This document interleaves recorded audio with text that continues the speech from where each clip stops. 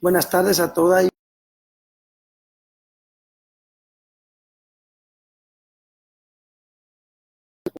Con una rey, Ana, él es un reino, poder compartir con la mujer de Dios, compartir de Dios en este momento. Gracias. Bendición poder conocer este programa de la tarde en Conexiones de Reino, una edición más de Conexiones de Reino. Vamos a hablar un poquito acerca, pero bienvenida, profeta Ana Méndez, qué lindo que estés con nosotros y que toda la comunidad internacional te esté escuchando y te esté viendo en este momento. Bienvenida a Conexiones de Reino. Pues qué dicha estar contigo. Hemos estado aquí en un fin de semana en una conferencia muy poderosa en Rosario, Argentina, donde realmente vimos cómo la manifestación de Dios vino tremendamente, un rompimiento en los cielos, cosas que están sucediendo porque hemos entrado en lo que yo creo que es un nuevo día. Veo una nueva esperanza para la tierra y veo cosas que el Padre va a empezar a hacer, que está llamando a gentes que tienen sed de justicia, sed de que la verdad de Dios sea conocida y no tanta religiosidad, tanto entretenimiento como tenemos hoy en día. ¿Cómo el Señor llama a la señora Ana Méndez a hacer un rompimiento en el área de guerra espiritual? ¿Cómo el Señor llama a la señora Ana Méndez? ¿Y cómo ella se siente a este llamado? ¿Y qué obstáculos y ataques ha tenido en el camino para pagar un precio en este llamado de guerra espiritual para la restauración y la reforma? Bueno, es una pregunta compleja, porque el llamado de Dios empieza desde mi conversión. Desde mi conversión, pues muchos conocen mi historia porque la tengo publicada, no tengo nada que esconder, soy una gente transparente. Y Dios me rescata del ocultismo, y el ocultismo me lleva a perder mi mente. Yo estoy en un hospital psiquiátrico donde la manifestación de Dios viene a mi vida. Pero todo esto sucede tras yo estar buscando profundamente a Jesucristo. Yo tuve una revelación de Jesucristo a los 18 años, en que Él se apareció literalmente en mi cuarto. Wow.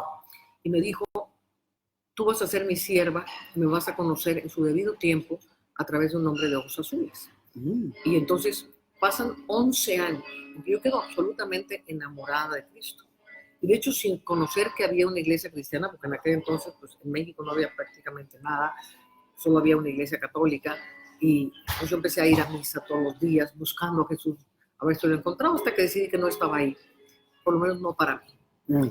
Y empecé a buscarlo por todos lados y caí, desgraciadamente, en una trampa del enemigo, en que pues un hombre de alto nivel de ocultismo, con Biblia en mano, con Biblia en mano, me dijo que para entrar al reino de Dios yo tenía que nacer de nuevo. Entonces yo dije... Lo que el Padre ya te había hablado, que un hombre así te iba a abordar, te iba a mostrar el reino. Pero no era ese. No era ese. No, este era un brujo. Yo iba a venir al servicio de Cristo a través de un hombre de ojos azules. Este no tenía ojos azules, era simplemente parte de una búsqueda. Y cuando me sacó la Biblia, yo dije, wow, la Biblia, esto tiene que ser verdadero. Y aquí me está leyendo el Evangelio de Juan, que dice que tengo que nacer de nuevo para ver el reino de Dios y para entrar al reino de Dios. Entonces dije, no, pues esto es, ¿no? Pues imagínate, uno inocente, no sabe nada, te están sacando la Biblia, pues tú crees que la Biblia es verdadera, la cual es verdadera. Sí. Entonces yo le pregunto al hombre cómo se hace para nacer de nuevo, y ahí es donde viene el engaño. Y me dice, pues te tenemos que entregar a la muerte, para que mueras a todo lo terrenal y puedas nacer a lo espiritual. Pero no explicó qué tipo de espiritual, claro, ahí está la mentira. No, claro, o sea, es una trampa. El enemigo es un imitador. El enemigo no se te va a presentar con cuernos y colas y decir, ven y sígueme, porque nadie lo va a seguir así. Se tiene que presentar como un ángel de luz y manipula las verdades de Dios. Y por eso es que muchas verdades que hoy tenemos, que son de Dios, se las ha robado el diablo, y la iglesia les tiene tanto temor porque el diablo se apropió de muchísimas cosas espirituales que nos pertenecen a nosotros, y simplemente porque él las tergiversó, la gente le tiene un miedo espantoso a las cosas espirituales. Tremendo. Entonces, pues yo caí en la trampa, desgraciadamente, y me entregaron a la muerte, y ahí quedé. ¿Por cuánto tiempo tú quedaste atada en ese sistema? Fueron más o menos entre 4 y 5 años que yo estuve ahí. ¿Y cómo viene la luz? ¿Cómo viene la salida? Entonces, obviamente, al estar en el ocultismo, pues empieza una opresión tremenda en mi vida. pierdo todo, pierdo mi familia, pierdo todo mi dinero, pierdo todo absolutamente. Porque en el reino de las tinieblas no hay una sola respuesta. Perdón que yo le interrumpa a la profeta. Nosotros estuvimos en Haití juntos. Y fíjate que hay mucha gente que ha criticado el trabajo de la profeta, ¿no? La mujer de Dios, que yo la respeto mucho, porque la he visto operar. Y me llamó la atención cuando estuvimos en Haití y ella llamó al vudú, no lo llamó para invocarlo, sino para juzgarlo.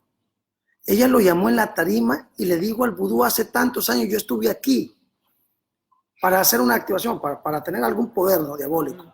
Ahora estoy aquí en el nombre de Jesucristo y te venzo. Y cuando esta mujer de Dios dijo esa palabra, literalmente, no estoy mintiendo, vino un vendaval que aún alguna gente cayó y se movieron los árboles y hubo un revolú.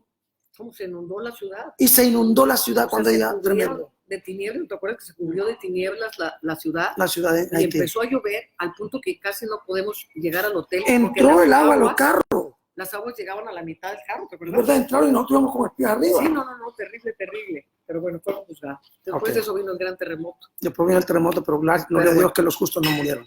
Pero bueno, continuamos con lo tuyo. ¿Cómo conoces al Señor? Sí. Entonces, la historia continúa. Y obviamente toda esta opresión, de la cual yo nunca quise ser parte.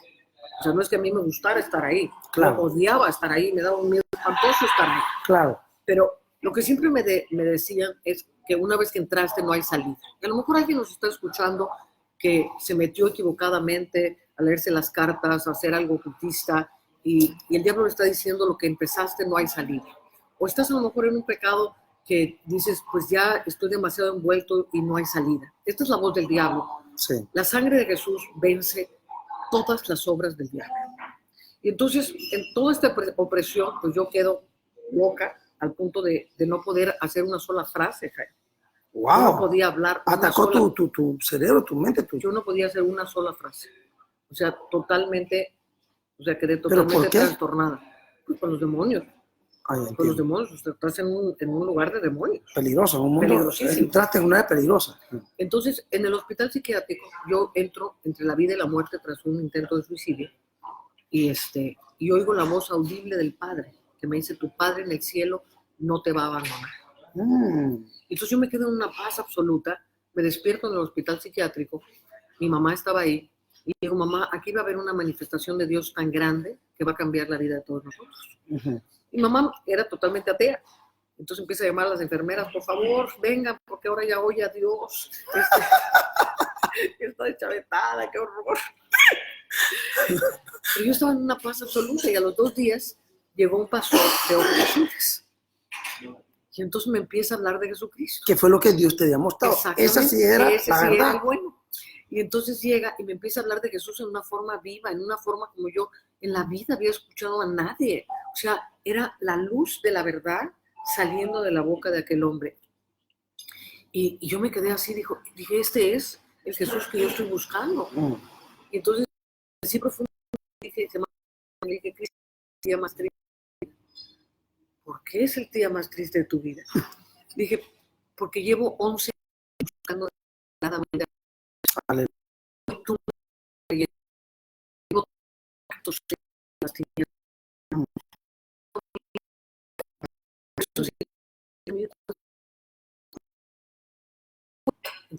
Que uno está en pero ya no esos pactos.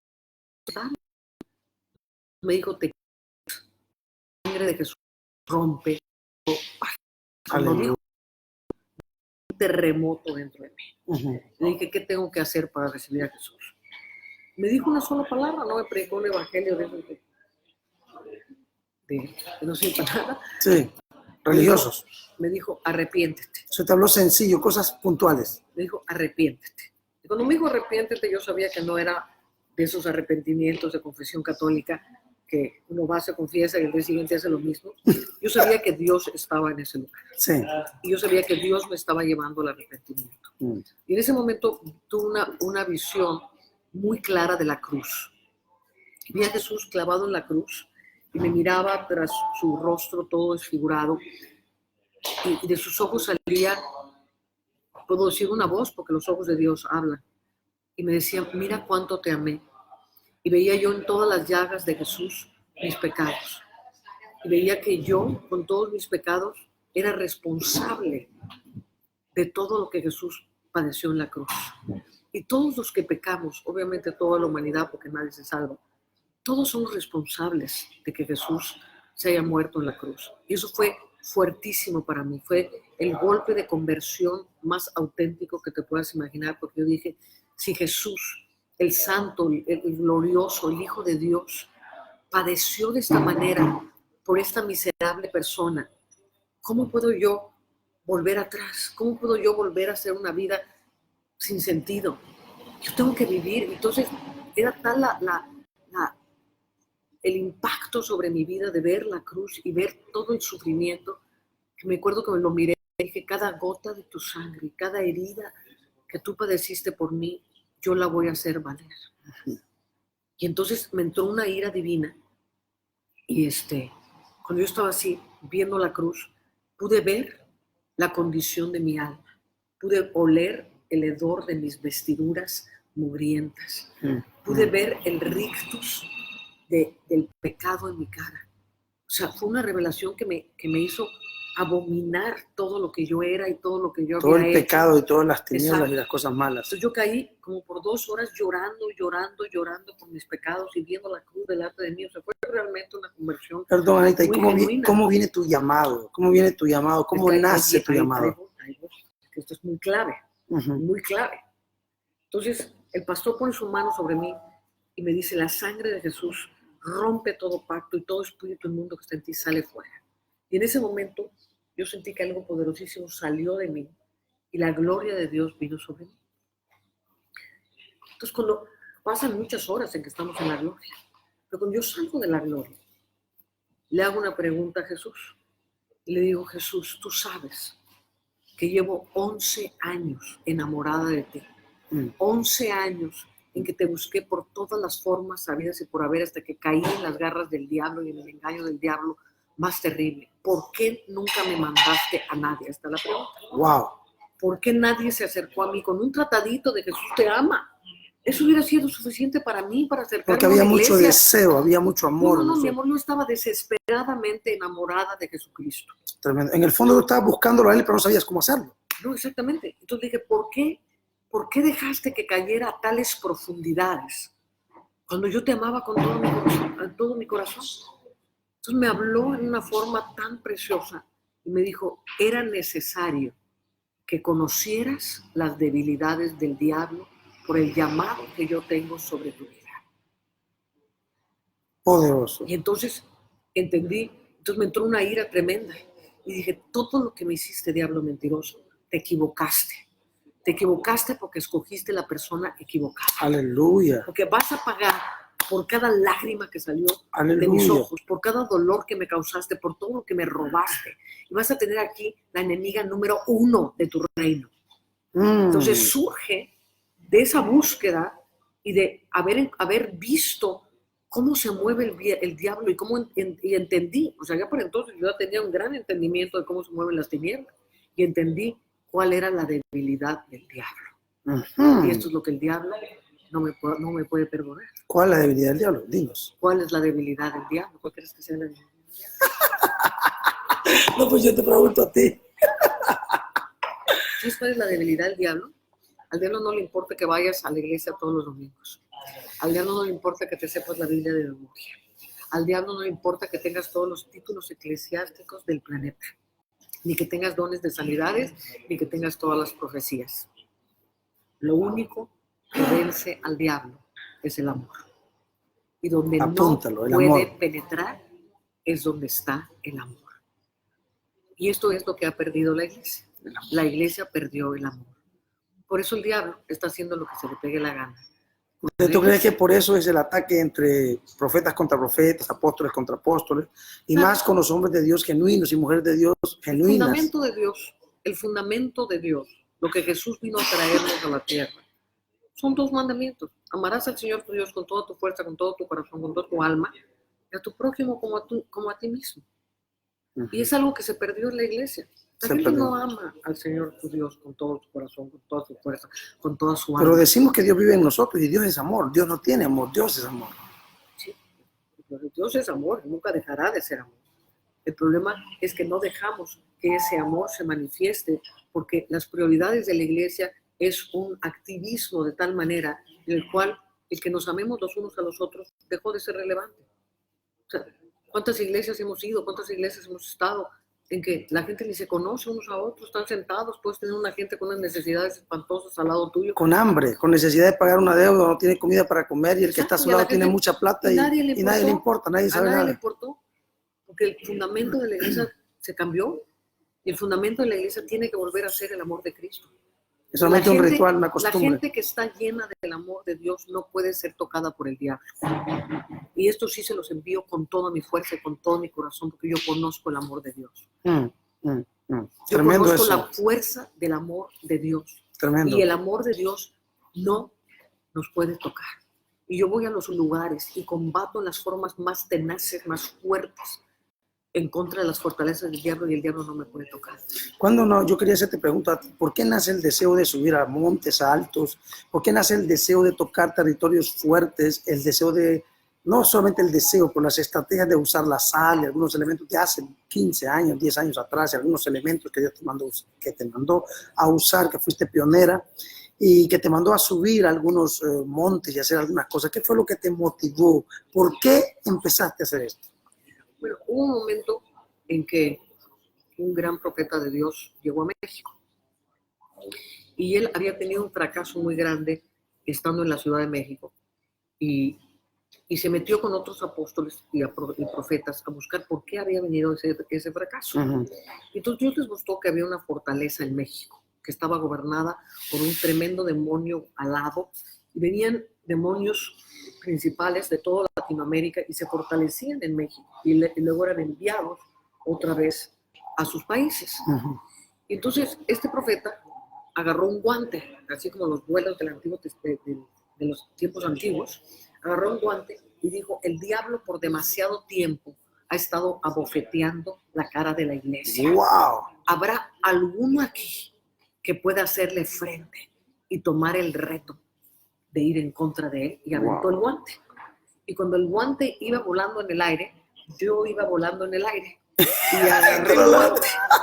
Y yo le dije: yo le hago frente al demonio para liberar mi nación. Sí. Entonces estaba en el suelo con el guante, en el fondo sin entender qué es lo que estaba haciendo. Entonces llegué a mi casa y le dije: Señor, pues sí tomé este guante porque yo creo que tú eres mayor que el diablo.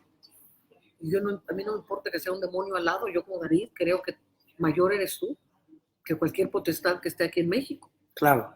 Pero me humillo delante de ti porque la verdad no sé cómo hacerlo. No me voy a ponerle a pegar de gritos al dragón Entonces, si tú me guías, Señor, heme aquí. Yo esto lo hice de verdad y yo quiero que tú me guíes. Entonces Dios empezó a abrir mi entendimiento y el entendimiento de otros. Y entonces Dios nos empezó a mostrar cómo los montes eran sumamente importantes en el gobierno de Dios. ¿Por qué? Porque desde que Adán sale del Edén, él vio el monte de Dios. ¿Y te acuerdas que Luzbel dice: me sentaré en el monte de Dios en las alturas? Sí, sí. Entonces, a la hora que cae Luzbel, ¿qué es lo que va a ocupar para sentarse como Dios? Claro. Va a ocupar los montes. Los montes, sí. Entonces, los principales montes de la tierra, el diablo ha puesto sus tronos. Sus gobiernos falsos. Gobiernos. Sí. Y hay una ley que el que gobierna el monte, gobierna la ciudad. Porque es la altura. Es la altura. Y los montes son sumamente importantes, porque el reino de Dios está basado en un monte. Y entonces, como el diablo es un imitador, el gobierno del diablo está basado también en los montes. Entonces, los montes son tremendamente importantes si queremos liberar naciones, pero son también muy peligrosos, porque sé que me está oyendo gente que a lo mejor mañana agarra la mochila y se quiere ir a subir a un monte. Y si no está preparado, la cosa es brava. No. Son terriblemente peligrosos y he visto mucha gente perderse y he visto mucha gente morir por hacer este tipo de cosas a lo tonto. O sea, sin revelación. Se necesita entrar en niveles de santidad. Santidad y revelación. Más santidad que revelación. Porque si tienes mucha revelación pero no tienes santidad, no tienes nada. No tienes nada. Pero si tienes santidad y poca revelación, tienes todo. Tremendo eso. No, pues sí. Sí, claro. Entonces la santidad, el verdaderamente limpiarnos. Sí, porque te dan las armas poderosas para hacerlo. Entonces, Dios nos empieza a entrenar. El primer monte que subimos fue un volcán en actividad. Porque el profeta que llegó a México, el que tiró el guante, hicimos un gran evento en la Ciudad de México y entonces dijo, no, pues es necesario que tomemos el volcán Popocatépetl. Y el volcán Popocatépetl llevaba 500 años dormido, pero cuando este hombre dijo eso, el volcán se activó. ¡Wow! Entonces yo dije, santo Dios, ¿y ahora qué vamos a hacer? Y entonces venía yo volando de Perú, me acuerdo que regresaba de Perú, y volamos muy cerca del Popocatépetl para aterrizar en la Ciudad de México. Y el Señor me dijo, el tiempo es, y este es el día que van a subir. Van a subir el 22 de mayo. El 22 va a ser muy importante en mi vida. Wow. El 22 de mayo. Dije, wow. Entonces le hablé al profeta, me organicé. Entonces le dije, así dice el Señor, este es el día en que subiremos el 22 de mayo, así que organícense. Nadie tenía idea cómo subir los montes, cómo ponerse crampones, cómo agarrar un piolet. No teníamos idea de nada. Entonces fuimos a hablar con el gobernador del estado de Puebla, que es donde están las faldas del Popocatépetl.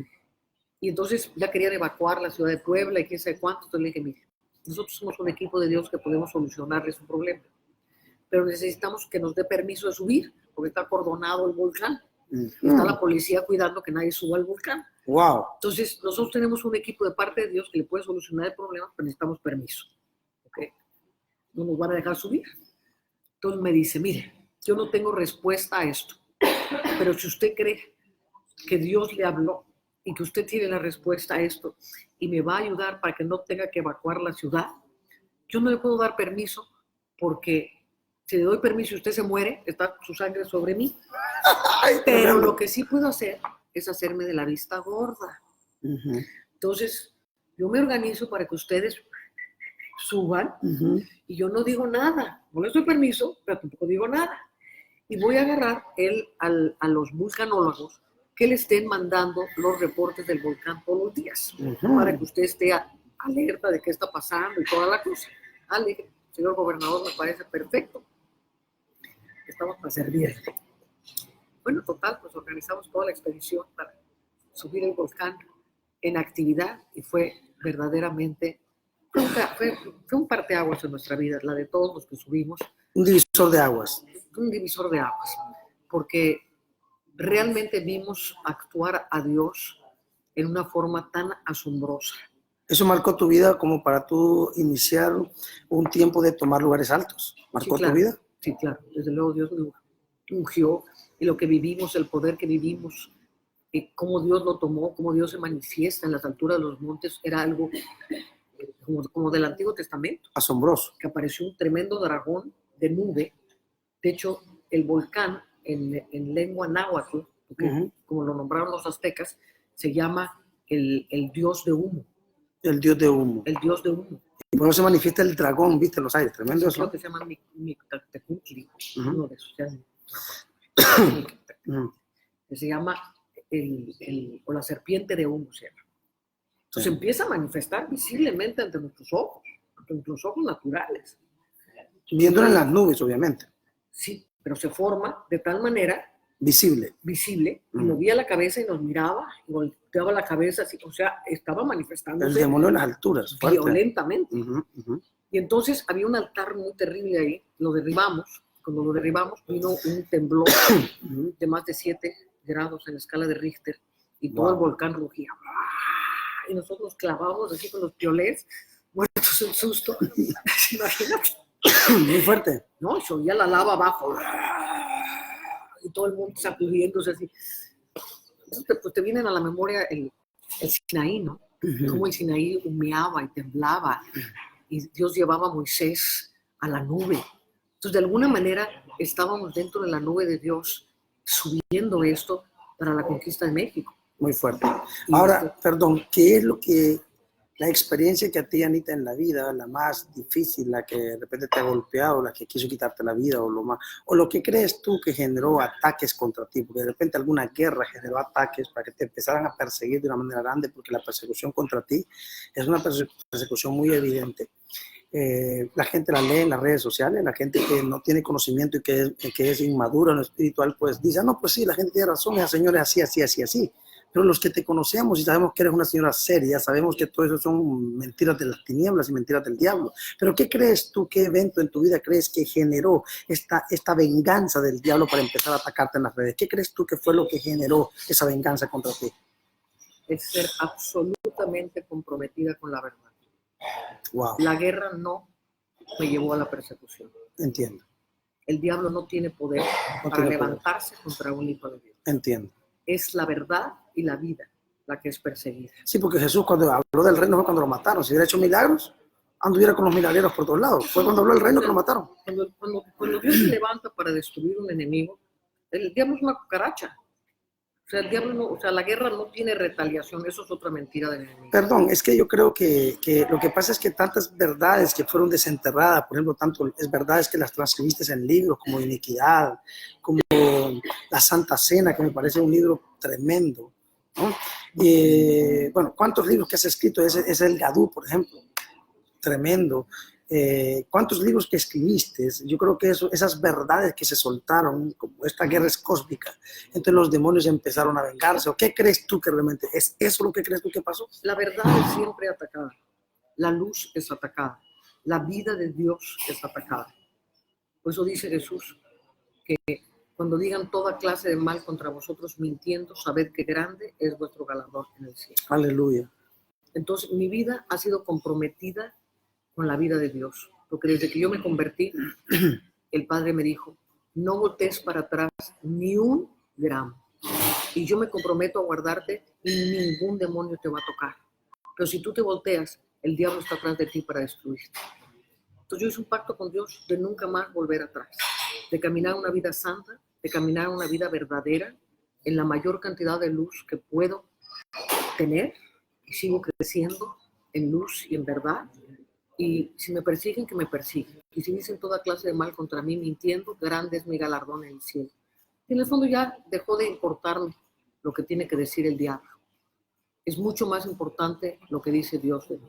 ¿Alguna vez te afectó el hecho de leer algo en las redes sociales? ¿Alguna vez te afectó? Pues no tu vida espiritual, porque tú eres una mujer de Dios, y nosotros los hombres de Dios sabemos lo que Dios nos llamó.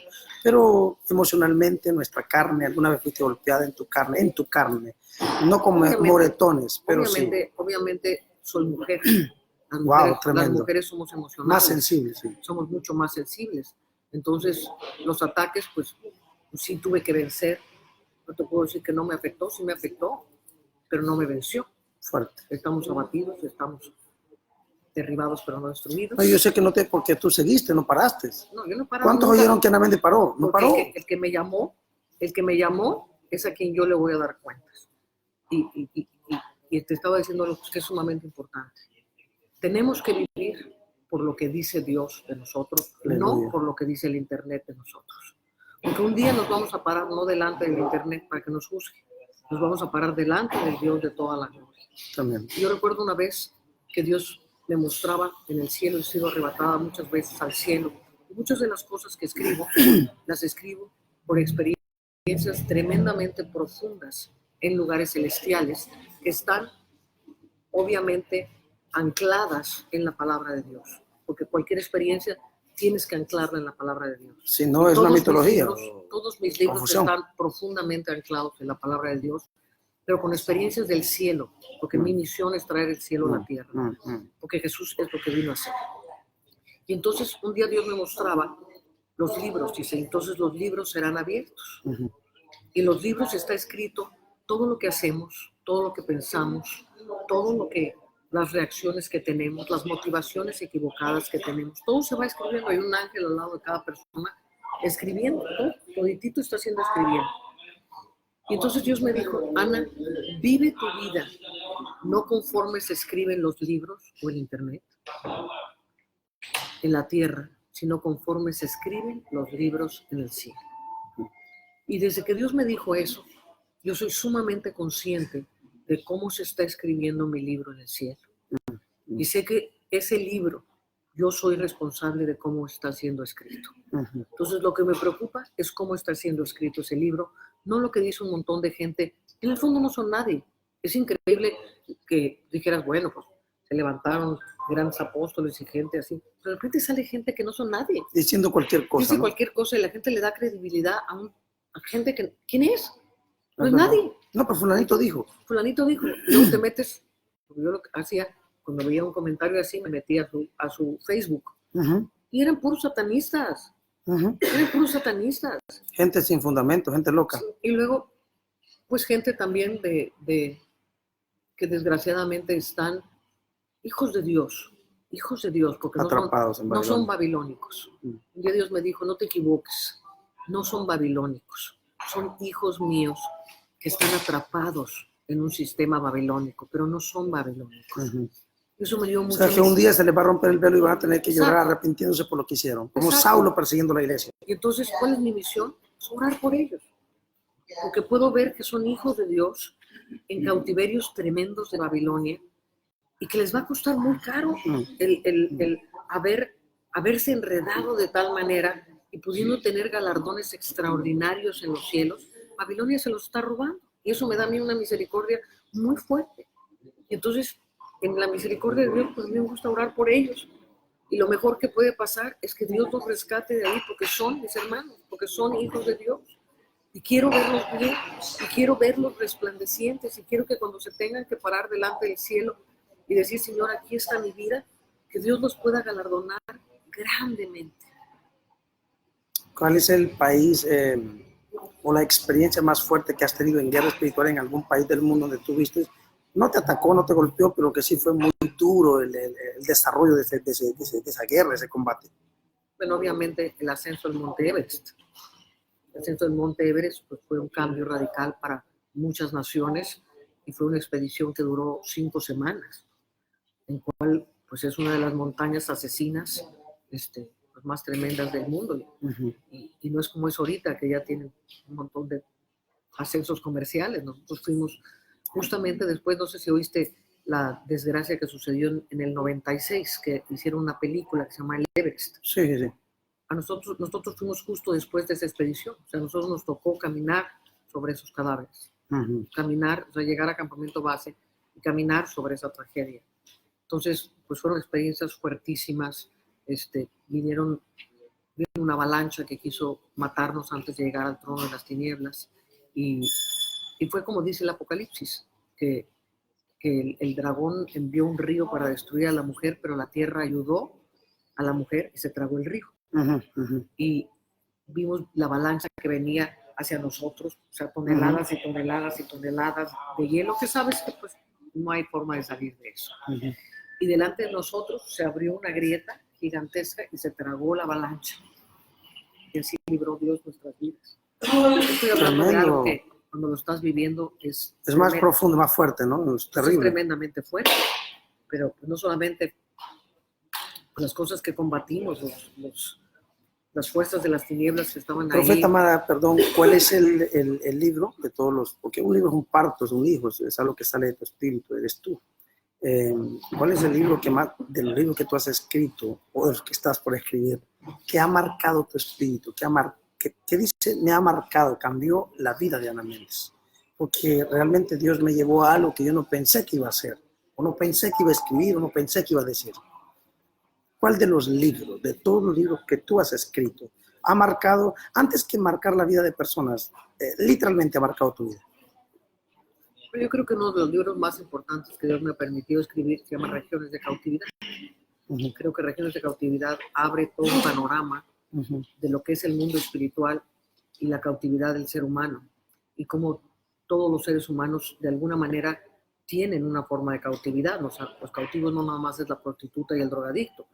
Todas las personas que están en temor, en enfermedad, en problemas que no pueden salir, que se sienten atorados. Aún el rey David decía, atrapado estoy y no puedo salir. Entonces, profetas, apóstoles pueden estar en cautividades tremendas. Y creo que es uno de los libros que más beneficio ha tenido en el mundo, y millones de personas. Lo han leído. Sí. Qué y bonito han sido eso. liberadas, y se han levantado muchísimos libertadores que salen de la liberación tradicional, que es muy compleja y muy fuerte, y estarte peleando con los demonios. Y realmente la forma más fácil de liberar a alguien es entendiendo en dónde está atrapado, abriendo la cárcel. Jesús tiene las llaves de la muerte y del infierno, y bajó a las profundidades de la tierra a llevar cautiva la cautividad. Entonces, es muy fácil abrir esas prisiones y sacar a la gente de la prisión. Y entonces los demonios que las afligían, pues estaban en esa región, no estaban dentro de ellos, estaban en esa región. Hay otras personas cuyos demonios sí estaban dentro de ellos, pero no son los muchos. Sí, tú sabes que a mí mi vida cambió cuando el Señor me reveló el reino hace 15 años atrás. Y empecé a hablar del reino, pues no fue fácil, ¿no? Pero porque el reino es un tema un poco conflictivo, muy amado, muy rechazado. ¿En qué momento tú tienes mucha revelación del reino? Porque últimamente yo veo que tú estás entrando en dimensiones de reino muy lindas. No que antes no lo hacías, pero ahora te estoy viendo. Pues yo soy una persona que hace 15 años predico el reino. Y últimamente te estoy viendo a ti con unos temas que me sacuden el piso porque los hemos hablado y Dios nos ha mostrado eso a nosotros. Y a veces, ahora que predicamos juntos, pareciera que veníamos de la misma escuela, pareciera que el mismo maestro nos enseñó. Pero claro, el mismo maestro, ¿no? Que es el Espíritu Santo. Pero ¿en qué momento tú eres sacudida con el reino de una manera fuerte? Porque te veo, no sé, enamorada, emocionada, motivada con el reino. ¿Qué pasó con Ana Méndez con el reino? Yo creo que el reino es algo progresivo en mi vida. Porque, como te digo, yo me convertí de una forma muy radical. Y Dios empezó a hablarme de su reino desde el principio. Y de hecho no me cuajaba, porque si Jesús me mandaba a predicar el evangelio del reino, la iglesia no predicaba el evangelio del reino. Entonces yo empecé a inquirir, ¿por qué, Señor? ¿Qué cosa es el reino? ¿Qué cosa es el reino? Y poco a poco el Señor empezó a traerme revelación, hasta que en 1999, estando en la isla de Patmos, Dios me lleva a un arrebatamiento que duró 4 días dentro del corazón de Dios. Y bueno, me han perseguido terriblemente porque digo que estuve dentro del corazón de Dios. Pero no me importa un comino. Sí. Me importa un comino porque lo que yo viví... Son experiencias, ¿no? Lo que yo viví ya lo quisieran haber vivido los que me persiguen. Exactamente, sí. Porque es la cosa más extraordinaria. Y esa, pues, de hecho, fue la experiencia más importante espiritual que he tenido en mi vida. Entonces, ahí Dios me habló muy profundamente del reino y me mandó a predicar el reino y me dio una serie de revelaciones muy impresionantes que me tardé 12 años en poderlas digerir de lo fuerte que eran. Fuertes. Wow. Fuertes. Wow. Sí. Y entonces, pues ahí empezó, digamos, ya la predicación profunda del reino. Yo he venido siendo a Ana Méndez de una u otra manera, una amiga, una persona que quiero mucho, respeto.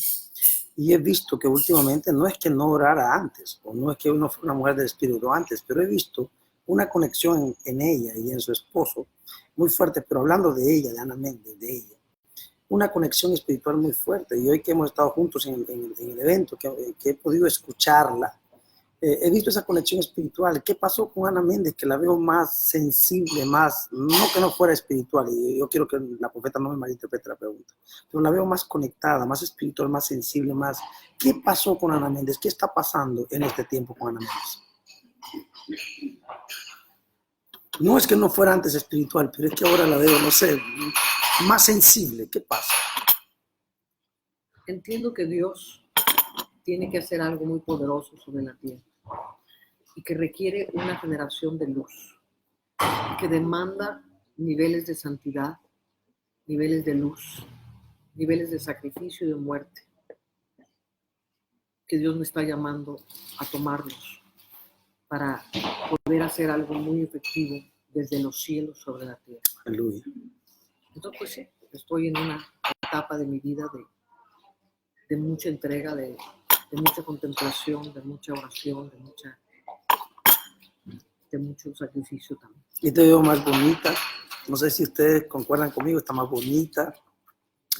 En medio de tanto ataque que la señora ha recibido, con respeto, no le digo señora despectivo, sino con respeto, la señora Ana Méndez ha recibido ataques muy fuertes, persecuciones muy fuertes. Yo como amigo de ella, que también viajo en las naciones, he oído a algunos apóstoles, algunas personas, ¿no?, expresarse de una manera que no es la correcta. Y que en muchas ocasiones me ha tocado a mí decirles y corregirles que están equivocados, que están errados.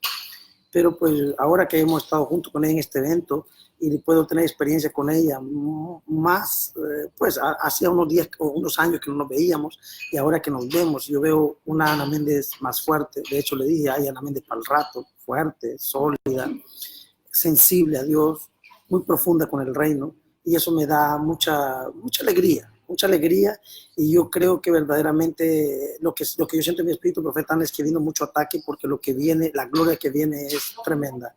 La experiencias que has tenido, lo que has escrito, lo que has vivido, no es nada comparado con lo que está a punto de manifestarse en tu vida. Es algo que yo lo siento en mi espíritu. Ahora ya lo que me llama la atención, ¿por qué escribes tu libro, prácticamente tu biografía? ¿Por qué nace de tu corazón escribir ese libro?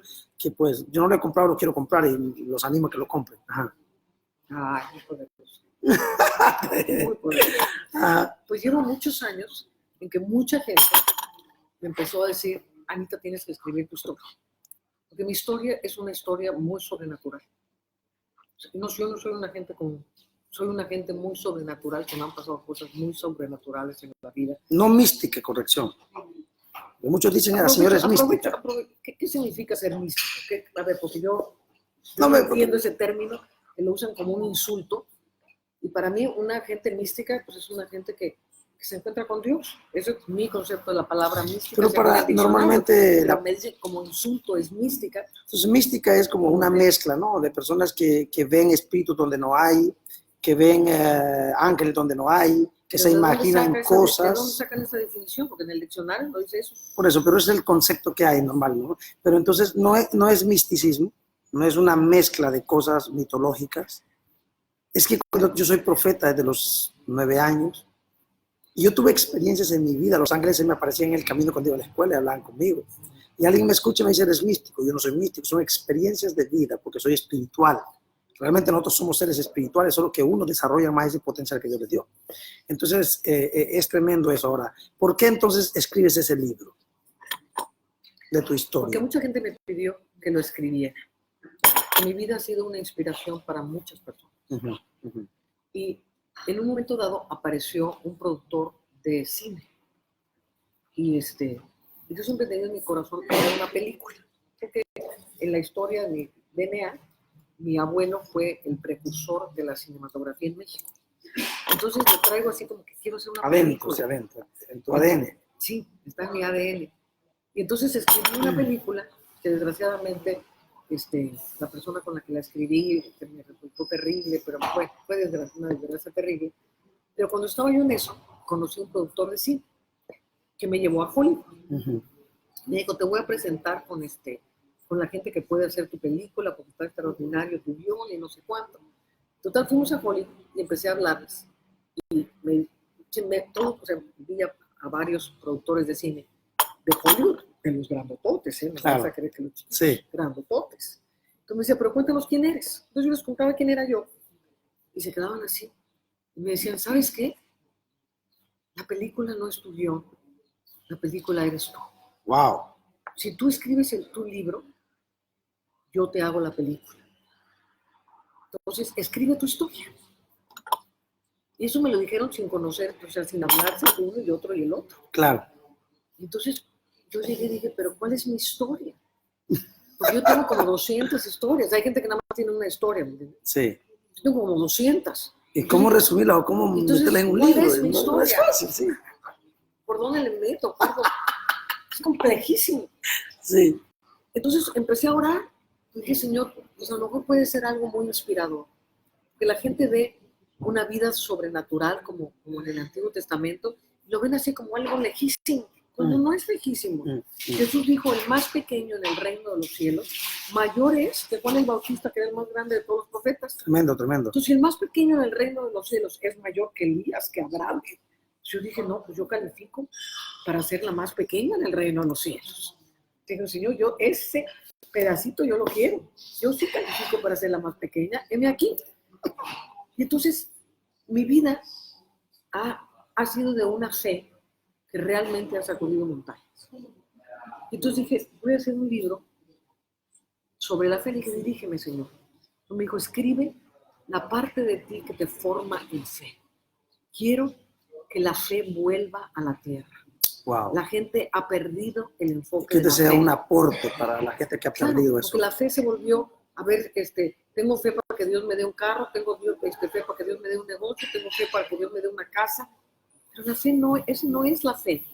Eso es la creencia. Puedes creer todo lo que quieras y Dios te lo puede responder. Amén, aleluya. Pero la fe tiene que ver con encontrarte con Dios. O sea, la fe que nos justifica fue justificado por la fe. Noé le creyó a Dios y fue justificado por la fe. Abraham le creyó a Dios y fue justificado por la fe. ¿En qué momento fue justificado Abraham por la fe? Cuando iba a matar a Isaac. No, y lo mató porque la intención es lo que cuenta. Sí, claro, exactamente. O sea, ya estaba amarrado. Entonces, lo mató. La fe de creerle a Dios es la verdadera fe que justifica al ser humano.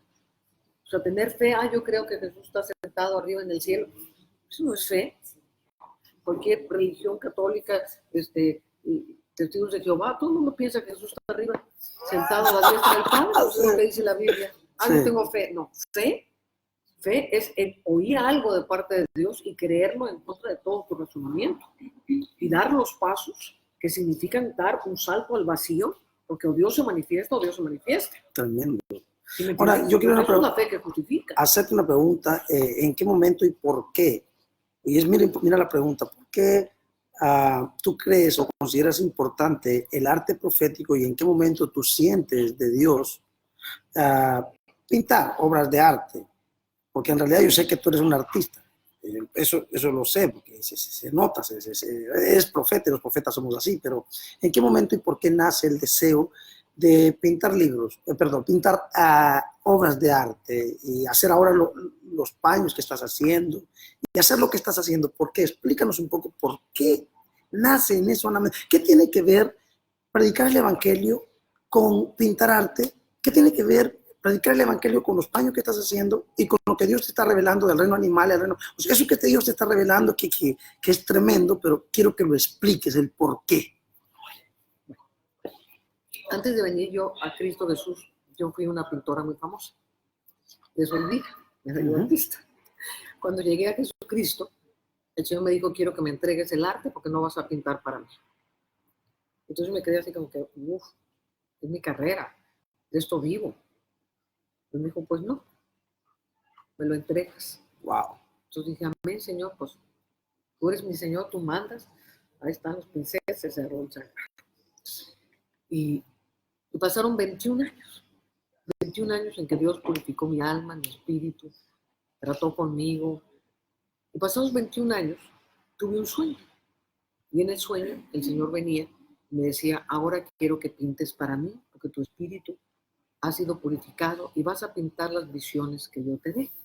Porque cuando tú las pintes, se van a hacer decretos en forma no verbal que van a empezar a proclamar cosas en las casas o en los comercios de la gente. Entonces, la profecía no solamente es lo que decimos. Hay profecías que pueden ser pintadas. Hay profecías, o sea, cuando se aparece el Espíritu Santo en forma de paloma, pues la profecía era que el Espíritu Santo estaba sobre Jesús, pero no era una palabra hablada, era una visión de una paloma. Una simbología profética. Exacto, posándose sobre Jesús. Entonces, no todo lo que Jesús habla lo va a hablar con palabras. Hay cosas que los habla con símbolos, con visiones, con cosas. Amén. Y entonces, el Señor me dijo, vas a pintar. Y mis decretos proféticos van a ser no verbales. Para que donde estén, y tú sabes perfectamente, conoces muchos artistas, que cuando nosotros pintamos, parte de nosotros se queda en el lienzo. Es verdad. Entonces, porque estamos pintando con el espíritu. Es con el espíritu. Hay solamente dos formas de inspiración para pintar. O Dios o el diablo. Totalmente. Porque el arte es inspirado. Totalmente. Y es espiritual también. Hacer un arte comercial ahí, para poner una etiqueta, pues eso es otra cosa. Y el diablo es una cosa mecánica. Eso es para ganar dinero, ¿se entiende? Estoy hablando de arte. El arte es inspirado.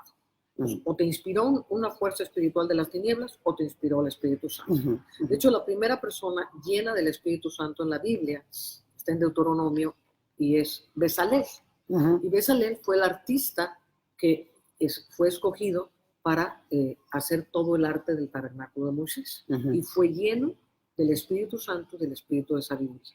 Entonces, el Espíritu de sabiduría se manifiesta en arte. De hecho, los trajes sacerdotales y todo, pues eran unas obras de arte, hechas por gente que tenía que ser llena del Espíritu Santo. O sea, no podían, simplemente porque soy artista, te voy a diseñar aquí un Giorgio Armani para que ministres en el tabernáculo. Dijo, no era por ahí. O sea, tenían que recibir los diseños de Dios. Entonces Dios es el más grande de todos los artistas. Basta abrir los ojos, ver el cielo, ver los árboles, ver las flores y darse cuenta que el más grande artista es Dios. Y Dios se expresa a sí mismo a través de la increíble manifestación de gloria. A ver, perdón, la gente ha dicho y dice que tú dices que por ejemplo, si pones el león en la casa, entonces ese león va a bajar del cuadro, será, y va a cuidar la casa. ¿Qué es lo que realmente tú has dicho para que la gente entienda qué es lo que tú has dicho? Estupidez. Eso es una Ok, estupidez. ok. Bueno, disculpa, yo te estoy preguntando, pero a ver. Es como que pones un cuadro en tu casa, de esos que te venden en las librerías, que dice, Jehová es mi pastor, nada me faltará. Que se baja el pastor del cuadro para administrar. No, es un decreto profético. Amén. Yo te hice una pregunta, ¿no? Pero explícame, ¿qué es lo que tú has dicho a la hora cuando tú hablas del arte que Dios te dio? ¿Qué es lo que tú les aconsejas? El arte fue diseñado por Dios para llenar una atmósfera, para gobernar una atmósfera. El arte es gobernante. Por eso los masones llenan de monumentos todas las ciudades. Claro. Van ustedes a cualquier restaurante, hoteles y lo que sea. Y eso controla el territorio. Y el arte es lo que gobierna el territorio. Si tú volteas ahorita a ese cuarto en ese hotel, ¿qué es lo que está gobernando el arte? Hay muchos artes. Ese cuadro. Es aquel cuadro. Ese cuadro es el que gobierna. No gobierna la silla, no gobierna la mesa, gobierna el cuadro.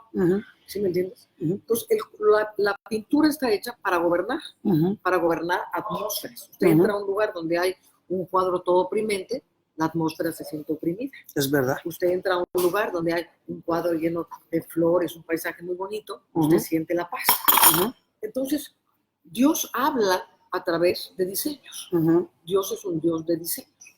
Entonces, yo jamás he dicho que mis cuadros tienen poder para que los vayan a sobar o les pongan veladoras. Es una estupidez. Y eso proviene del diablo, de la gente que me quiere manchar.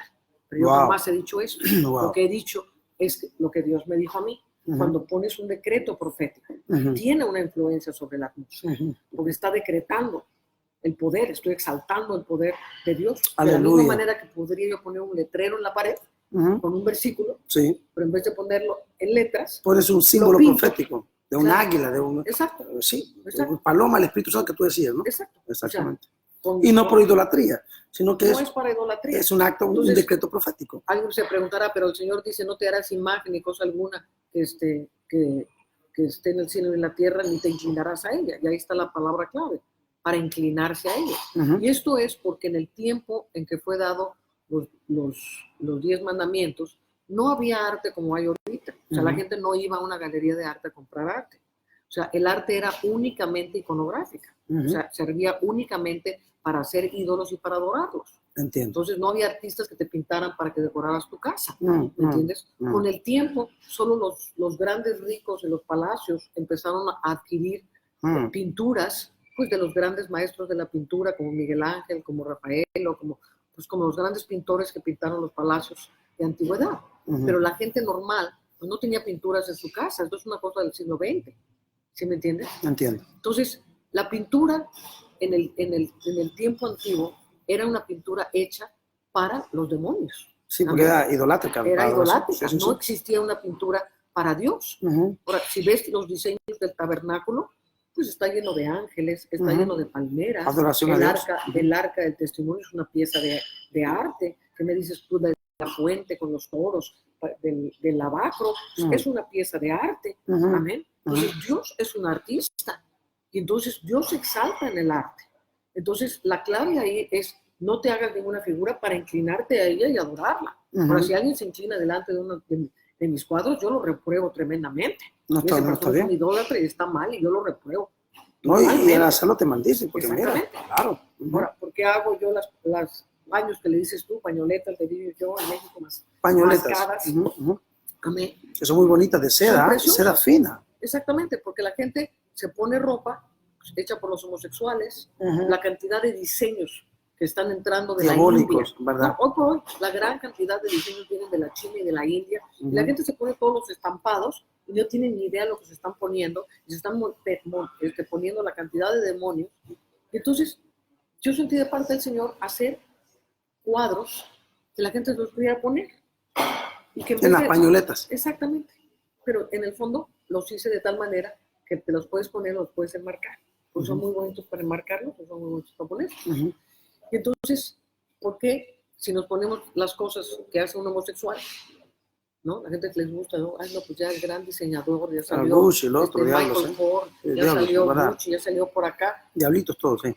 Es una bola de homosexuales, te estás poniendo la ropa y no te importa nada. A ver, ¿por qué no persigues a Versace? ¿Por qué no persigues a Gucci? No, claro. ¿Sí me entiendes? La mujer de Dios sí hay que Pero la mujer de Dios sí hay que crucificarla y acabarla para podernos seguir poniendo las ropas de la India.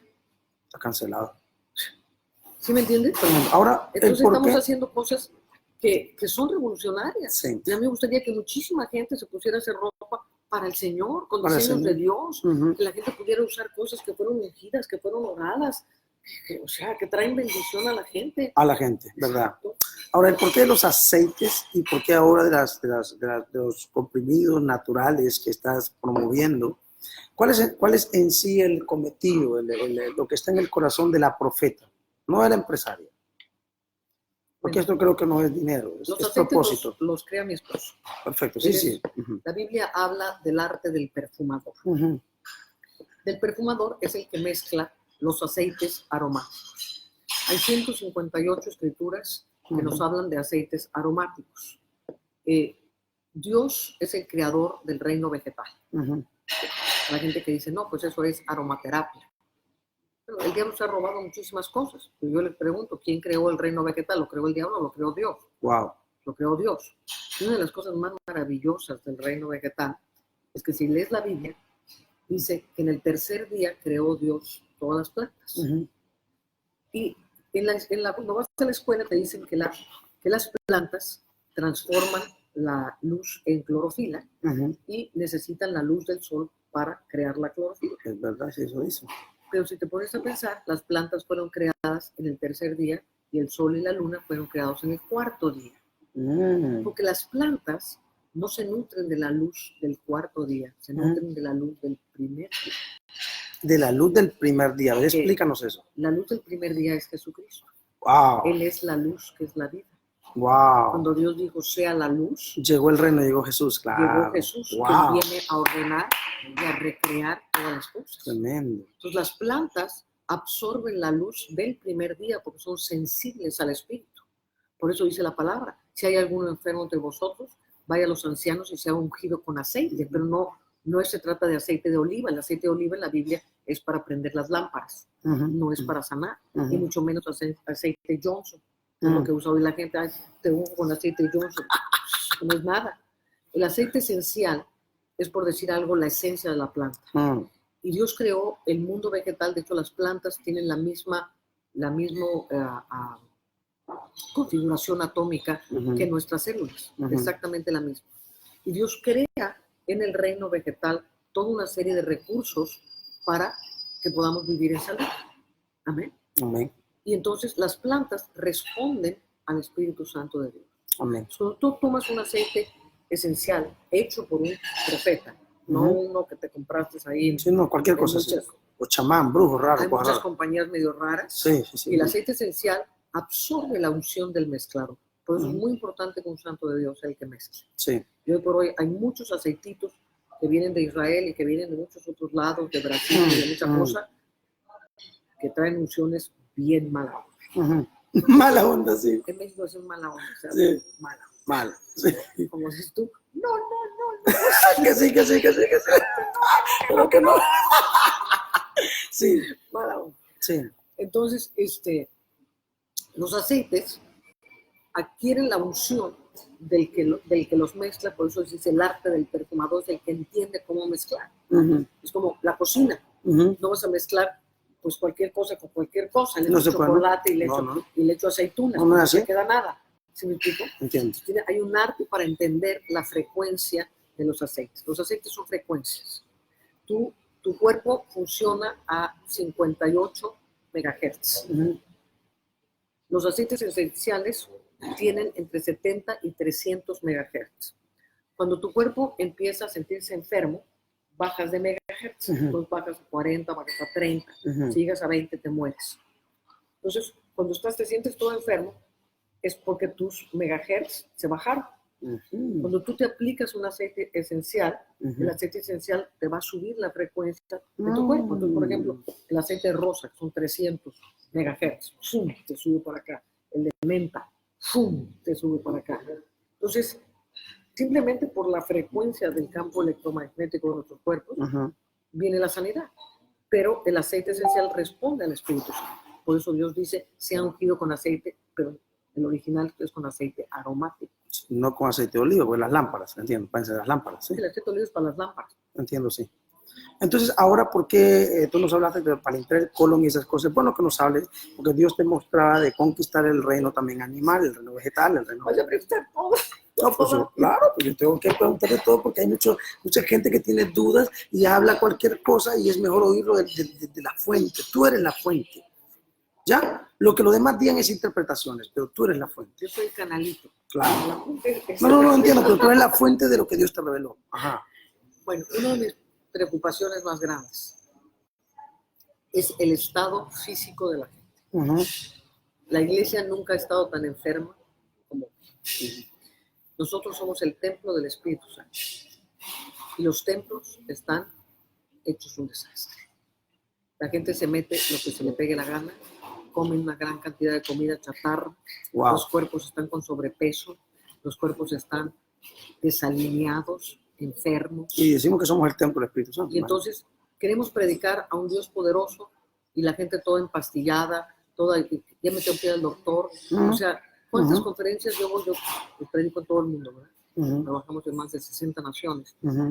¿Cuántas conferencias no me han invitado de los grandes predicadores? Ay, pues dice que no pudo llegar el predicador porque lo tuvieron que internar. No, pues dice que se enfermó. No, pues ya nos canceló. La cantidad de... Y por problemas de salud. Por problemas de salud. De grasa. Cancelando. Cáncer, de enfermedades, cosas así. Y entonces, dices, bueno, entonces el cuerpo de Cristo tiene que vivir en salud de reino, que somos el templo del Espíritu Santo. ¿Cómo el templo del Espíritu Santo va a estar así? Entonces Dios nos llevó a mi esposo y a mí a vivir en salud de reino. Y desde hace 17 años vivimos en una salud de reino, no tomamos ni una sola aspirina, las bacterias se nos achicharran, nos toca nuestro cuerpo, la enfermedad no nos puede tocar, porque eso es lo que dice la palabra. Nosotros creemos lo que dice la palabra. El mal no tocará mi morada, ni pestilencia que vuela de noche. Porque he hecho a Dios mi castillo fortificado. Y eso es una realidad en nuestra vida. Yo vivo por la realidad de Dios. Hace mucho tiempo que yo salí del concepto a entender la realidad. Entonces, en aras de ayudar a la gente, porque no todo el mundo puede tomar las decisiones que tomamos nosotros, de agarrar y tirar todos los medicamentos por la ventana. Y entonces dijimos, bueno, ¿cómo empezamos a ayudar a la gente? Porque si no pueden tirar los medicamentos, es complicadísimo. Entonces Dios me dio una planta, que me la traje de Sudáfrica, que compone todo el colon. El colon es donde está la mayoría de las enfermedades. Me atrevo a decir que el 90 o 95% de las enfermedades proceden de un colon que no funciona bien. Entonces, en el colon está el ejército más importante de la defensa de nuestro cuerpo. Cuando un colon es perezoso, cuando un colon está tapado, cuando un colon tiene mal funcionamientos, tiene úlceras o lo que tenga, empieza a no funcionar correctamente y se va formando lo que se llama la placa mucosa. La placa mucosa, pues es una cosa negra espantosa, como un caucho que se mete adentro del intestino y te va bloqueando pues todos los nervios, el sistema inmunológico. Se le conoce al colon como el segundo cerebro.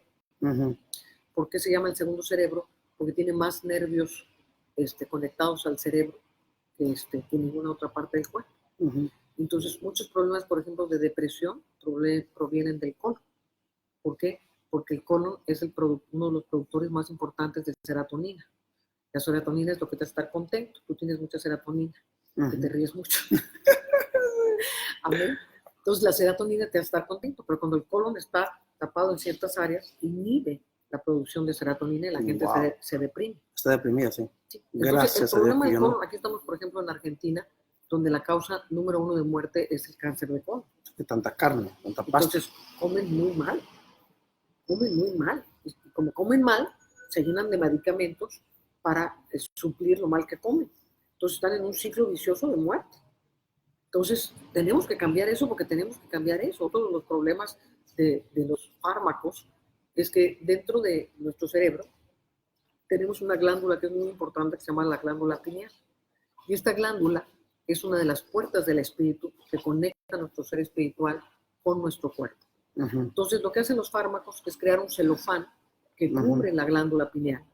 Entonces la gente no puede ver, no puede tener visiones, no puede oír a Dios. ¿Por qué? Porque se inhibió una de las puertas más importantes del espíritu. Entonces me queda, no es que soy indigno, no es indigno. Es porque ellos pueden ver ángeles, yo no puedo ver ángeles, pues porque ya te fastidiaste la glándula pineal y la tienes toda taponada. Tienes que empezar un proceso de desintoxicación, tienes que ordenar tu vida alimenticia. Entonces estamos produciendo productos, no muchos, tengo nada más 3 productos, para ayudar a la gente a empezar el proceso de restauración de su, número 1, de su sistema inmunológico. No, y que tiene que ver, mira, con Dios. Por ejemplo, Daniel fue entendido y Daniel no comió la comida del rey, ni Daniel, ¿no? ¿Viste? Yo tengo 64 años, hace 2 años me subí a la Concagua, algo sabré. No, y te veo fuerte, yo me estaba cansando y tú no te cansas, una cosa increíble. Ahí Ana Méndez para el rato, señores. ¡Ah, qué bonito!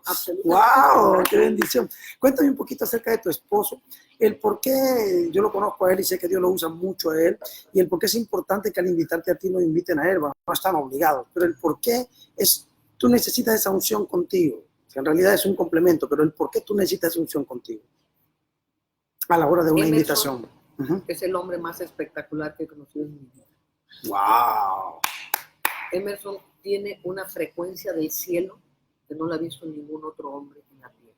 ¡Wow! Cuando Emerson adora, se bajan los cielos. Sí, yo lo he visto. 9 ángeles. Es un hombre que me puedo sentar a oír por horas, porque tiene cosas tan extraordinarias.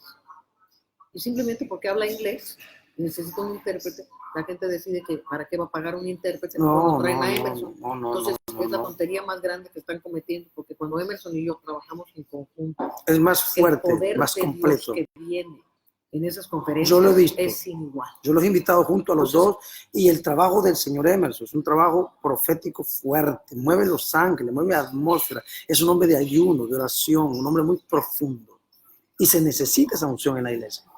Entonces, pues la verdad, es un pecado no invitarlo. Es un pecado no invitarlo. Así que ya saben que si invita a la profeta hay que invitarlo a los dos, porque mira, no porque sean esposos, sí, ya es la hora, sino porque pues, bueno, fue una bendición, señores, en tener a la profeta Ana Méndez en Conexiones de Reino, y creo que este clásico ustedes querían tenerlo. Esta oportunidad maravillosa, querían tenerla, y bueno, no les avisé para que fuera una sorpresa. Entonces, Anita, muchas gracias de haber estado con nosotros, y no sé qué palabra tienes para la gente para despedirte o qué sientes de Dios. Sed santos, como vuestro Padre en el cielo es santo. La santidad no es algo que te vaya a estorbar. Hay gente que piensa que ser santo es un estorbo, que se están privando de muchas cosas. Es la puerta abierta a las más grandes bendiciones, a las más grandes revelaciones, a la más grande salud, a la más grande fortaleza interior y espiritual. Entonces es eso. Bueno, señores, ya oyeron, este es parte de algo que está en el corazón, de lo mucho que ella tiene, es parte de lo que está en su corazón, y que hice algunas preguntas, no porque yo dudara o no porque yo no crea de quién es ella, es mi amiga y la conozco de años, sino porque ya hemos trabajado juntos en algunas cosas, en algunos lugares del mundo, sino porque es muy bueno que la gente conozca cosas que ha oído erradas o tergiversadas, y es muy importante que los oiga de primera mano, y que mejor que la fuente, que es ella, pues la fuente hablando de la persona, de ella. Entonces, qué bendición, que el Señor les bendiga. Oramos por la paz, oramos por el amor, oramos por la bendición, y declaramos que ustedes son fuentes de bendición, para rechazar y romper todo comentario raro en contra de la gente de Dios, que estamos haciendo cosas grandes en las naciones. Que el Eterno les bendiga, es una bendición estar con ustedes. Esta fue una edición más de Conexiones de Reino. Tengan todos una buena tarde, que el Eterno les bendiga. Y Anita, muchas gracias por haber estado en Conexiones de Reino. Bendiciones. Gracias, Jaime, y bendecimos a toda tu audiencia. Gracias. Qué bendición. Bendito. ¿Quieres hablar media hora?